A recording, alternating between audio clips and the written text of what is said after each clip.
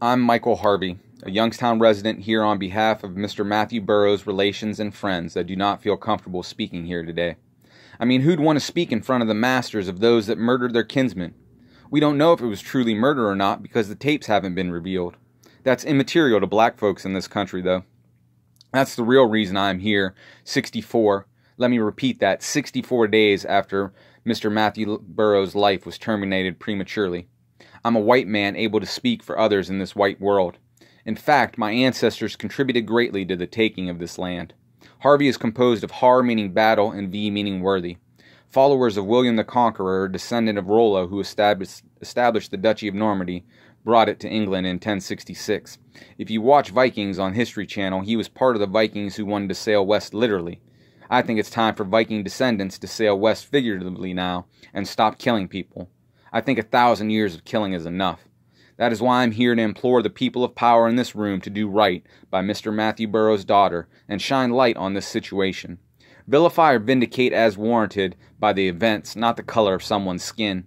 Contrary to white supremacist beliefs, black people are not stupid. They can see with their eyes. Perhaps their sight is even better than us whites who are all but blind to their plight. I mean, we have the same two eyes and see the same news of police shooting unarmed black men, don't we? I'll even go so far as to say probable criminals. Yet police apprehend white probable or even known criminals that have taken hostages, committed multiple homicides, or even attacked the police themselves. How can this be? The only answer I can come up with is systemic racism from the top down. Why should we subjugate people of color to our white whims? White too is a color. In fact, it is all colors, not the absence of color as racism would have you believe. As a population, we have come to think our melanin content separates us as a species. If skin color separated us that way, the children we produced would be barren like mules instead of fertile. Racism is nonsense designed to keep us divided and conquered by the rich. The rich are deluded into thinking human nature is as evil and greedy as they are. Did Mandela seek vengeance when he was freed? No, he did not. Matthew Burroughs' family just wants equality. They just want the rules to apply to everyone fairly. They just want an independent investigation, not stall tactics. They just want an independent prosecutor who doesn't know these men. They just want the tapes of what really happened released. They just want the same justice you and I take for granted. If you've ever been poor, you'd know poor people of all colors get by with little help from our friends.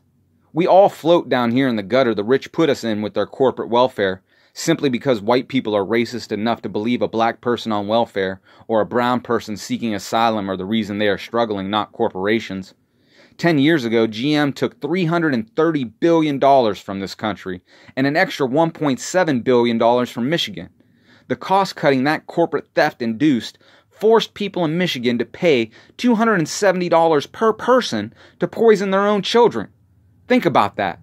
The book of Matthew, chapter 25, verse 45 reads, "He will reply, 'Truly I tell you, whatever you did not do for one of the least of these, you did not do for me.'"